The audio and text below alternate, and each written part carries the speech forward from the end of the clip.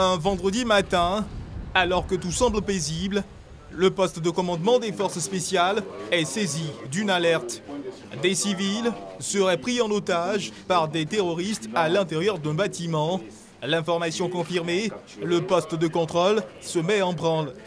Dans les minutes qui suivent, le ministre de l'Intérieur, joint par téléphone, est informé de la situation. L'intervention s'organise. Des hors-bords avec à leur bord, des équipes d'intervention foncent à vive allure sur le lieu de l'attaque, accostent, puis prennent position. L'opération de libération des otages est enclenchée.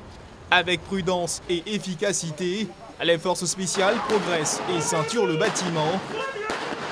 Le premier terroriste est abattu.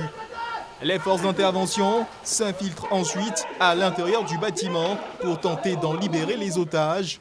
Au même moment, au ministère de l'Intérieur et de la Sécurité, la cellule de crise suit avec attention l'évolution de la situation.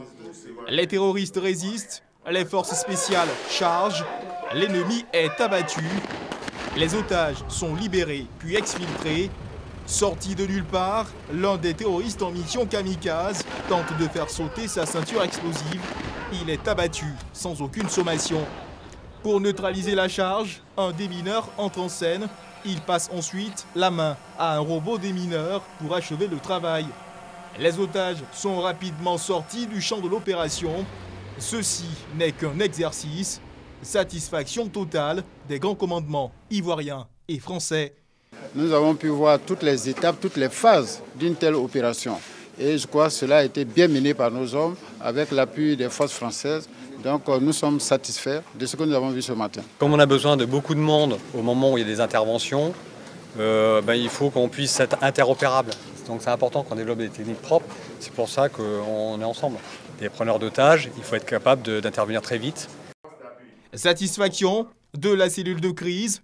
Le communiqué final de l'opération peut enfin être livré à la population.